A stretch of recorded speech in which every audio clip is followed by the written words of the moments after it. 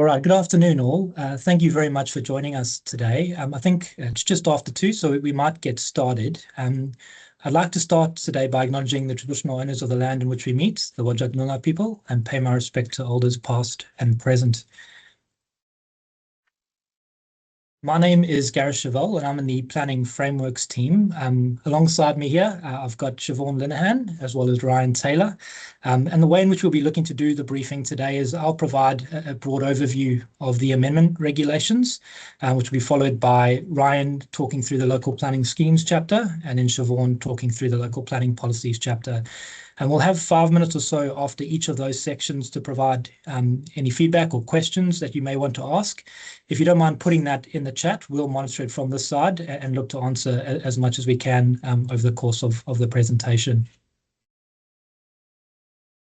All right, to get started, the Planning and Development Amendment Act was given royal assent in December 2023, and that really was the main vehicle for, I guess, amending the Planning and Development Act. And in the context of the reforms that we've looked at over the last few years, it incorporated changes to the DAPs, the introduction of the State Development Pathway from the temporary Part 17 to the Part 11B, the changes to the single house reforms in the context of single house decisions, those which aren't considered by the deemed provisions and are now be required to be determined by a CEO or a local government delegate. And it also incorporated aspects incorporating the 10-yearly review of state and local planning instruments. However, Part 9 of that Act is the only aspect which hasn't been proclaimed. And in order for it to be proclaimed, a set of regulations is required. And that's, I guess, the nature of the conversation today. So the main aspects those regulations deal with are, again, the 10-yearly review of state and local planning instruments, and we'll go into a bit of detail on that shortly, as well as some updated requirements on local planning policies and local development plans.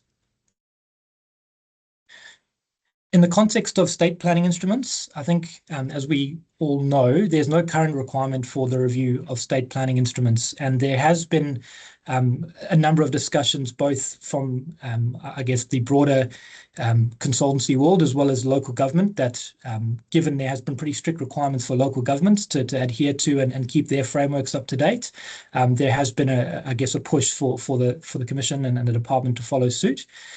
In the context of the Act and what it stipulates as state planning instruments, we have SPPs, region planning schemes, improvement plans and improvement schemes, planning codes and planning strategies that are prepared under Section 14 of the Act. The key requirements here, again, are the obvious one that needs to be reviewed every 10 years. And in conducting that review, it's important to note that the purpose of the review is to demonstrate that the instrument is still effective and, I guess, fit for purpose, as well as establish any consultation requirements based on the nature of the review and what has come out of it. There is also a requirement for, once the actual report has been finalised, for it to be published on the Commission website and for that to be provided to the Minister. The requirement now is for a 10-yearly review of local planning instruments, and that incorporates, or I guess, the local planning strategy being acknowledged and identified as a local planning instrument. We know that currently there's a 5-year onus on that particular requirement. And whilst the matters that you're still required to consider remain mainly the same in the context of ensuring that your local planning framework is aligned with the Act, with SPPs, and I guess the long-term planning direction of the local government, there are some additional modifications which I think will be pretty useful.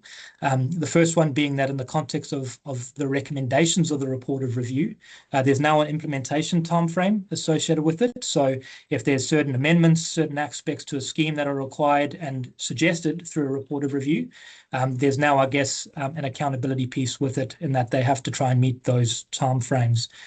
Further to that, and that's currently non-existent. Further to that, there is also the requirement for the Commission to notify the Minister of its decision regarding that report of review. And if there's any further actions required to enable some of those actions to occur, we have further options there.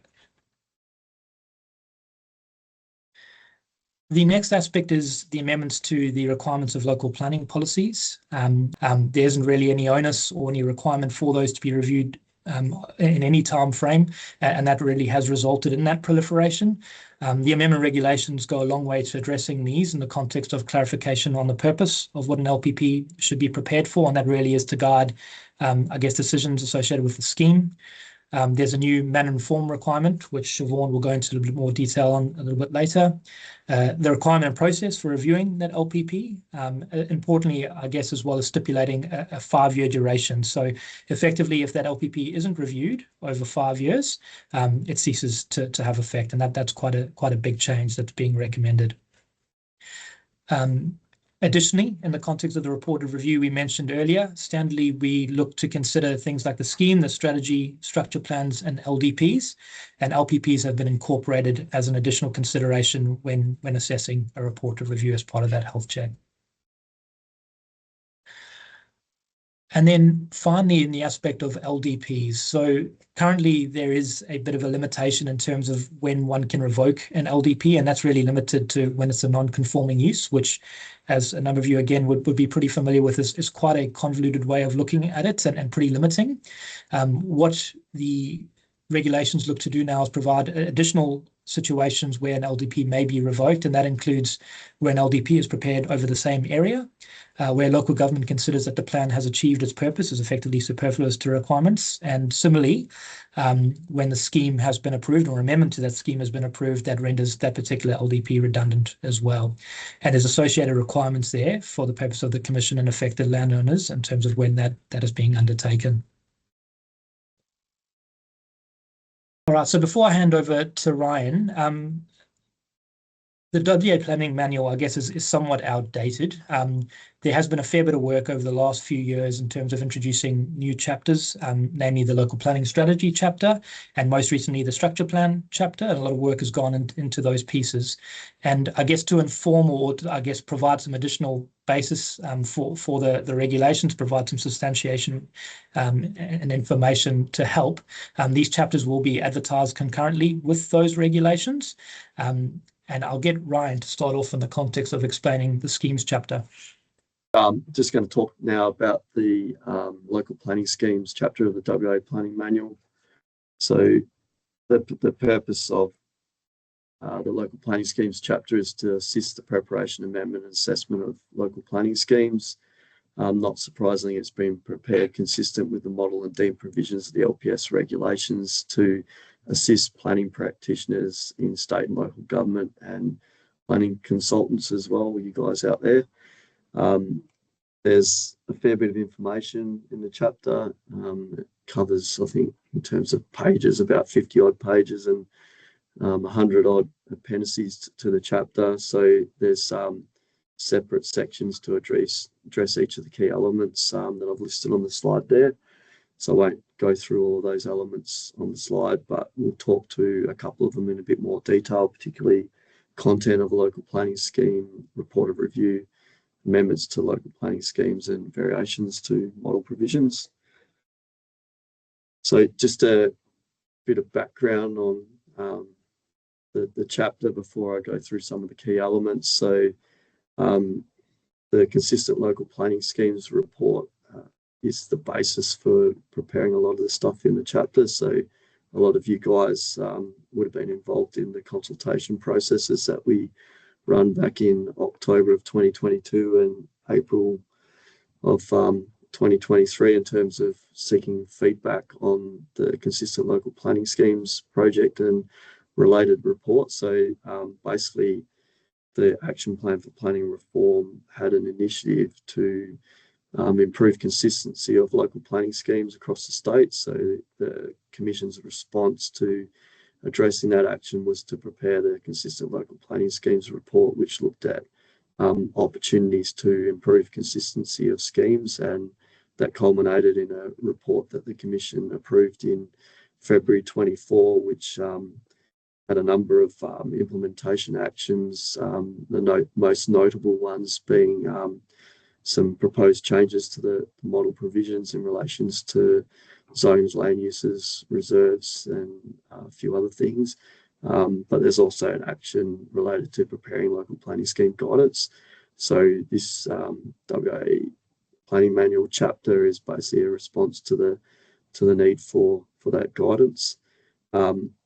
We consulted significantly internally in drafting that chapter. So the division that's responsible for guiding local government in preparing schemes and also assessing and making recommendations to the Commission and the Minister is the Land Use Planning Division, and they've been integral in providing technical input into the development of that chapter, and also the strategy and engagement section, which Jackie Stone, who's here today from that team, they're obviously the part of the department that prepares a lot of our policy positions on different planning issues. So they've been heavily engaged as well.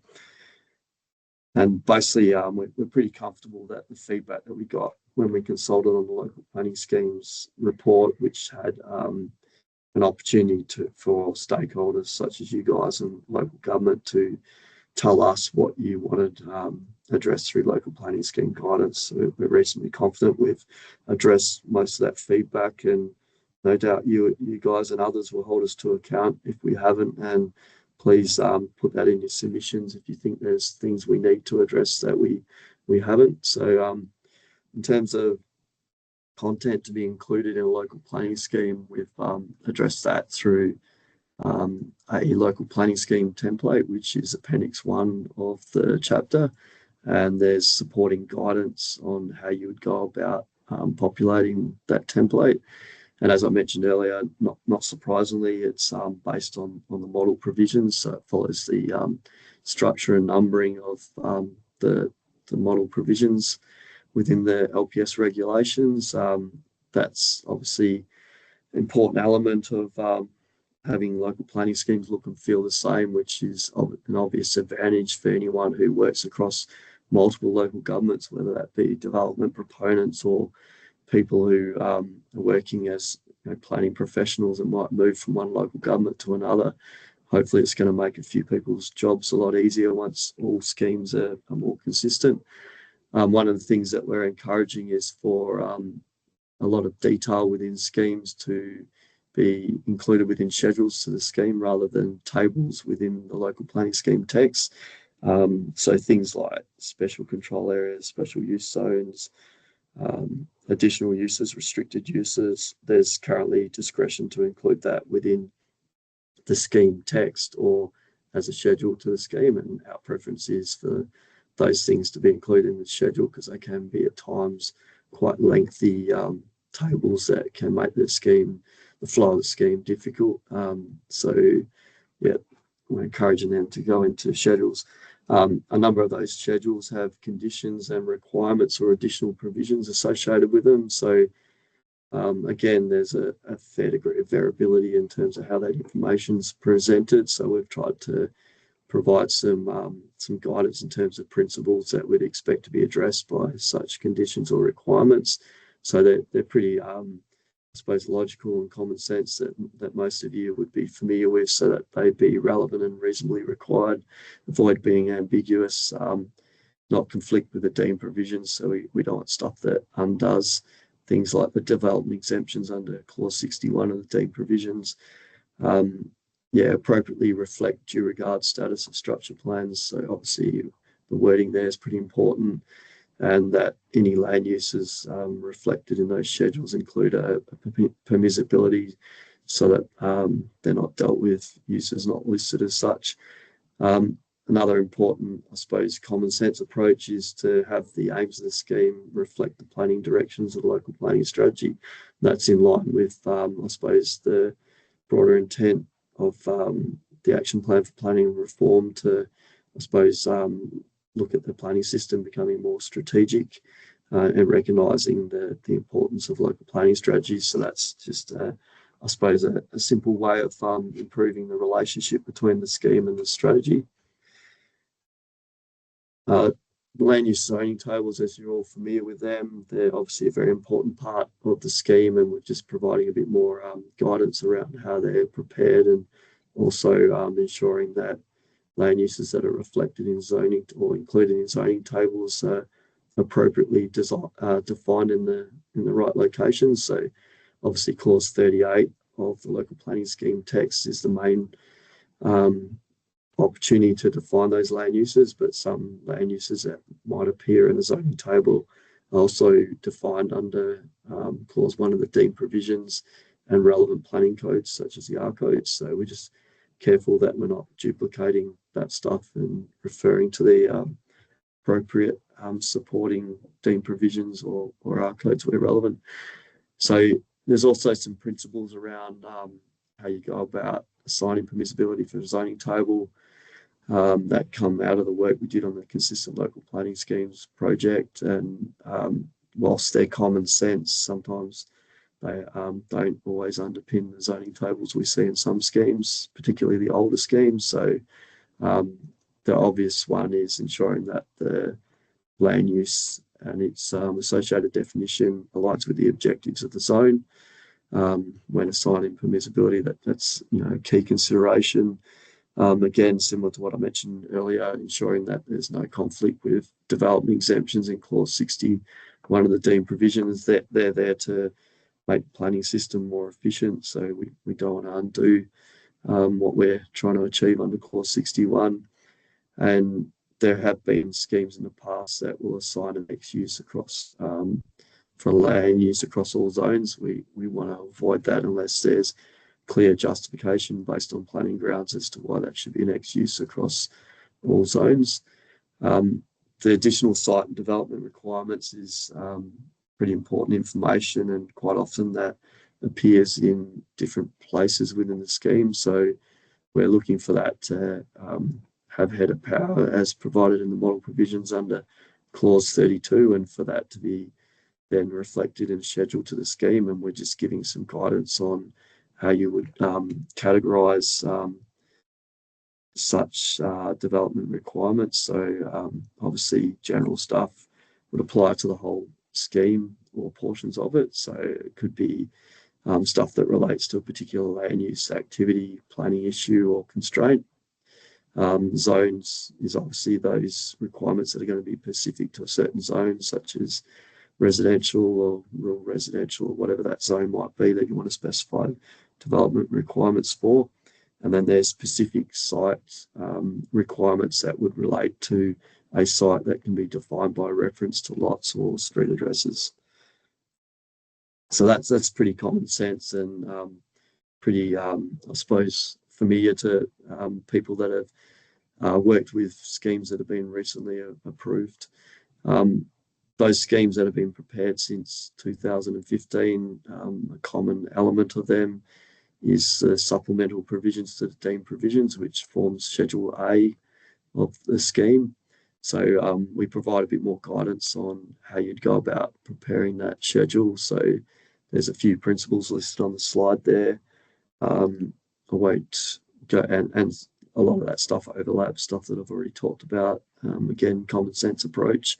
From our experience in terms of schemes that we've seen with supplemental provisions, they'll generally consist of two types, being new or expansion of existing provisions. So new provisions that we've seen in recent years sometimes relate to things that cover a governance or procedural matter related to planning that the deemed provisions mightn't currently address. Things like establishment of tree registers, design review panels have often been covered by supplemental provisions.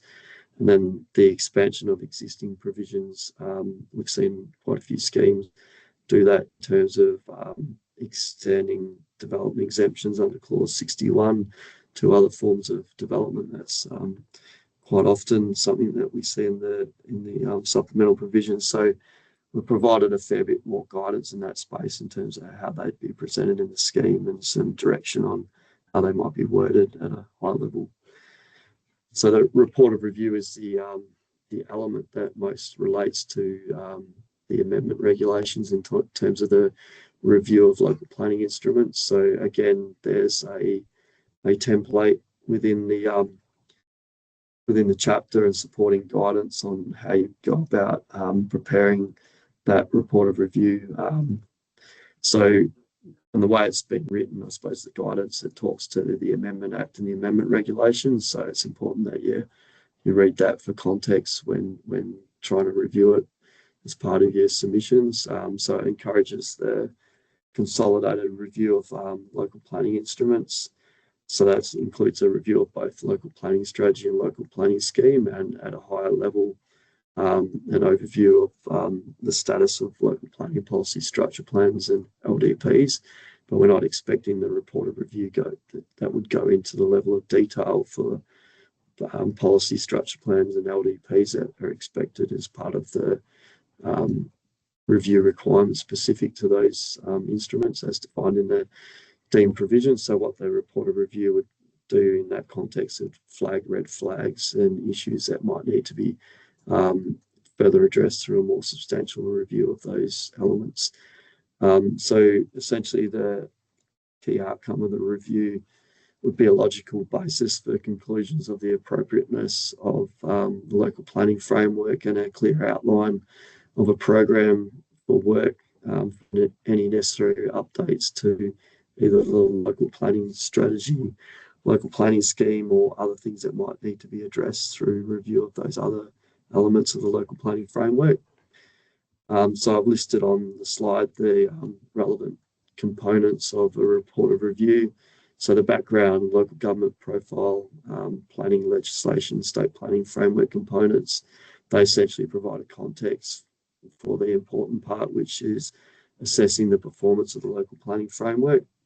The local planning framework performance analysis, we've got a bundle of guiding questions and considerations to assist local government in determining the effectiveness of basically their local planning strategy and scheme, and whether changes are warranted, or whether perhaps a new strategy or scheme is required. But I suppose my general thoughts are is that as we get more schemes and strategies that are consistent with our current manner and form and the regulations, it's going to be less likely that you're going to see schemes and strategies rewritten from scratch.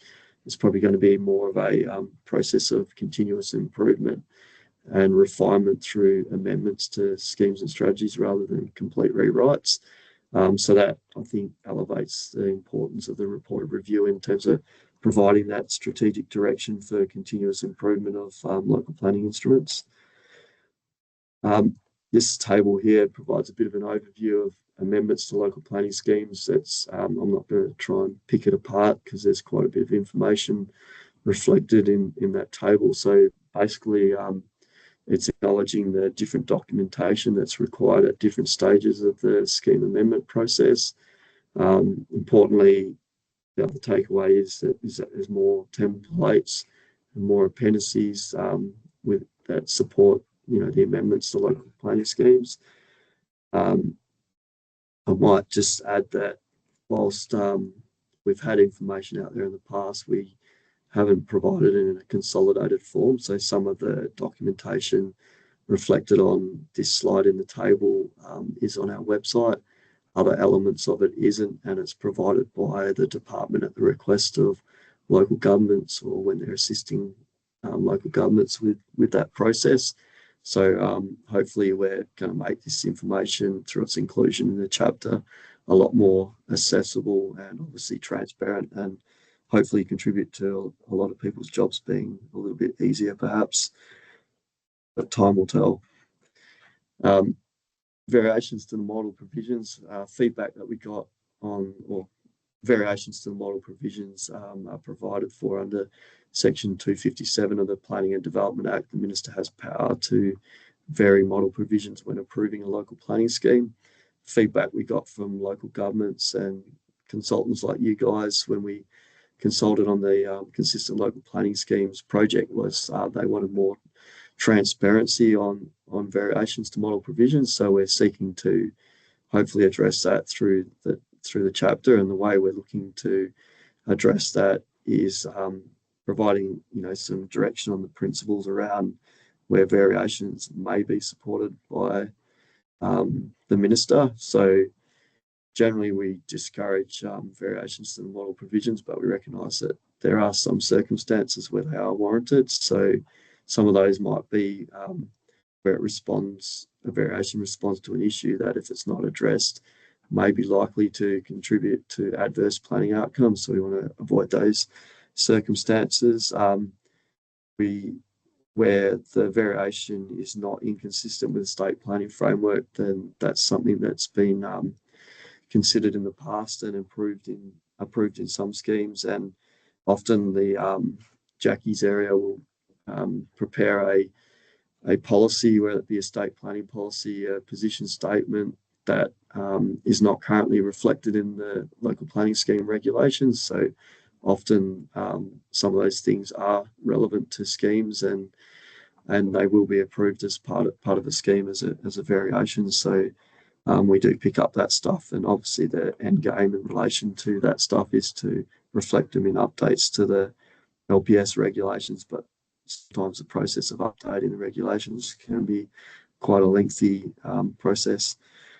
So in terms of formalising the variations, we're basically recommending that there's some schedules that support new schemes and amendments to schemes that identifies specific variations to the model provisions that will help us track those things and also improve transparency during advertising of schemes and amendments.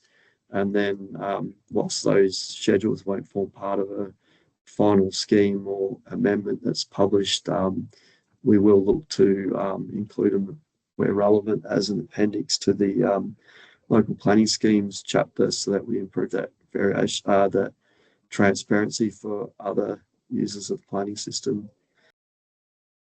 So moving on to the local planning policies chapter of the WA Planning Manual. Some of you may be aware that the draft policies chapter was prepared last year to provide clear and concise guidance on the preparation, review, amendment, revocation, and implementation of policies in line with the Action Plan for Planning Reform. The intent of the action plan was to ensure the use and function of policies is clearly outlined with a set criteria of what policies should and shouldn't be used for, that all policies will be prepared in a standard manner and form to improve legibility, and that policies will have a maximum 5-year lifespan to ensure regular review takes place and that they remain current and fit for purpose. It was noted at the time of the implementation that some of these actions would require legislative change. The chapter that was consulted on provided guidance on several key elements, including the need for and purpose of a policy, the preparation of a policy, including best practice templates, providing a table of when it may or may not be appropriate to prepare a policy, and clarify that the policy is a due regard document. The relationship between policies and the R codes, with further clarity provided around the local government and the Commission's roles and responsibilities in preparing and maintaining residential policies, providing guidance on the review of policies and circumstances where a local government should consider reviewing a policy.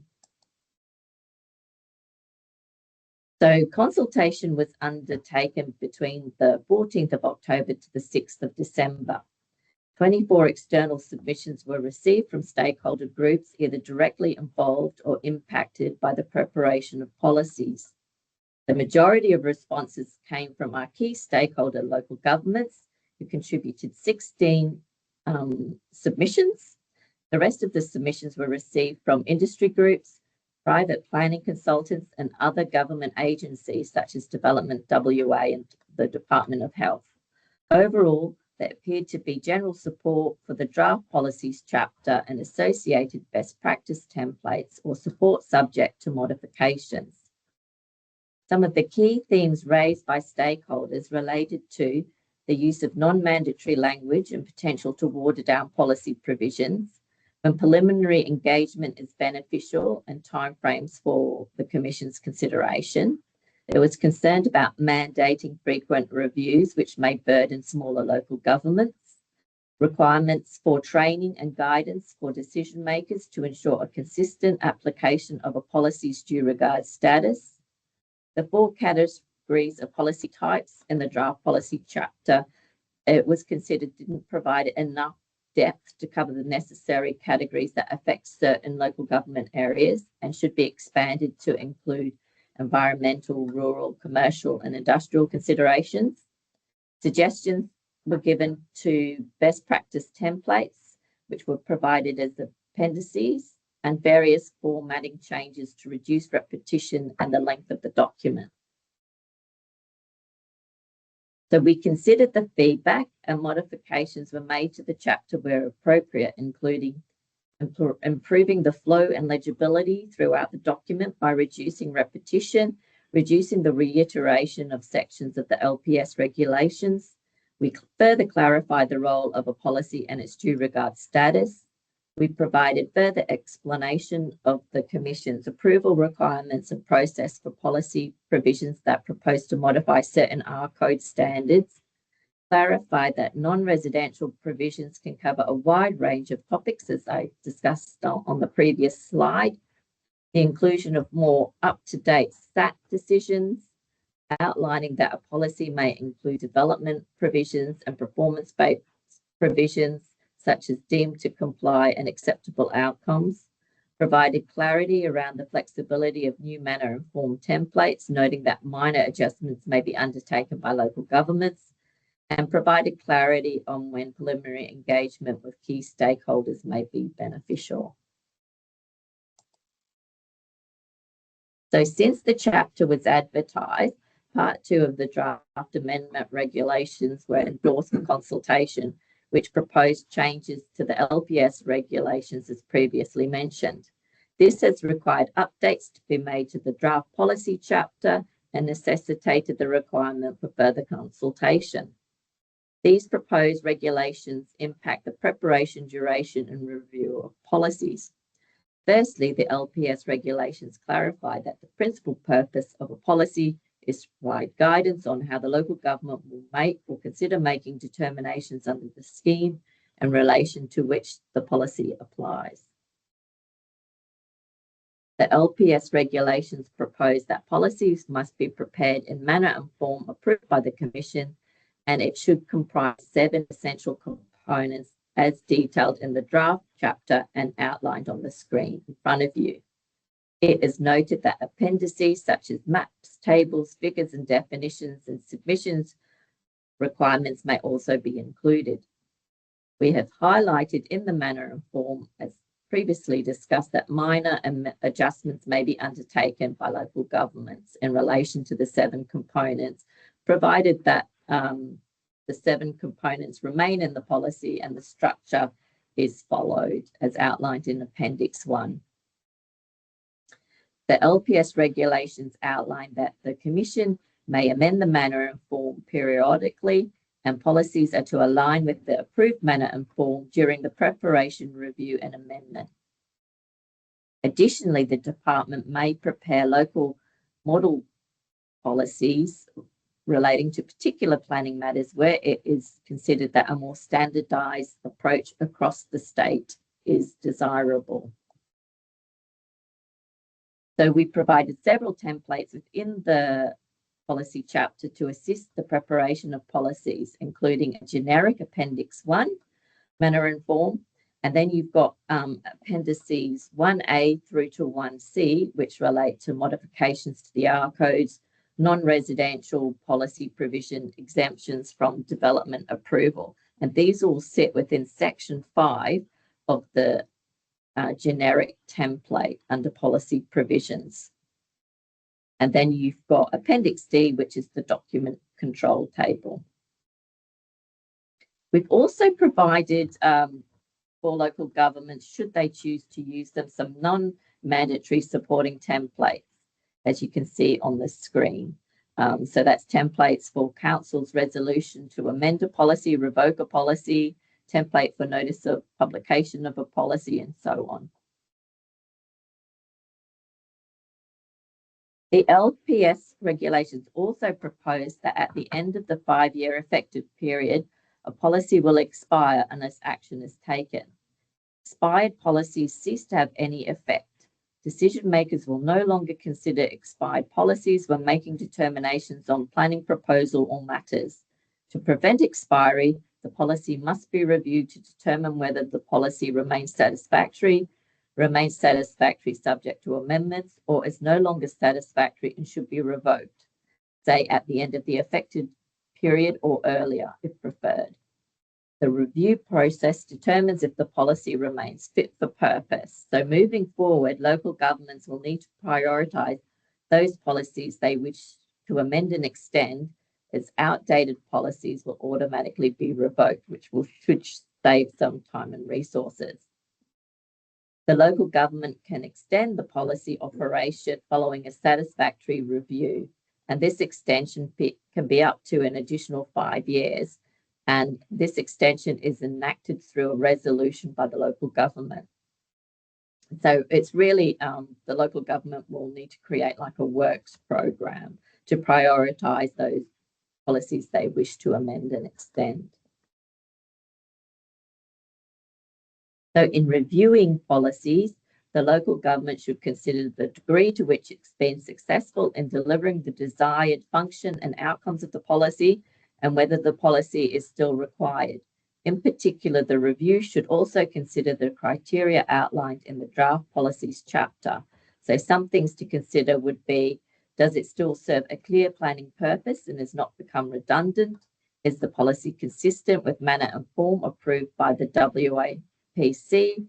Is it make sure that it doesn't conflict with the requirements of the scheme or deemed provisions? So if you've done a recent scheme amendment, you've still got to make sure your policies align.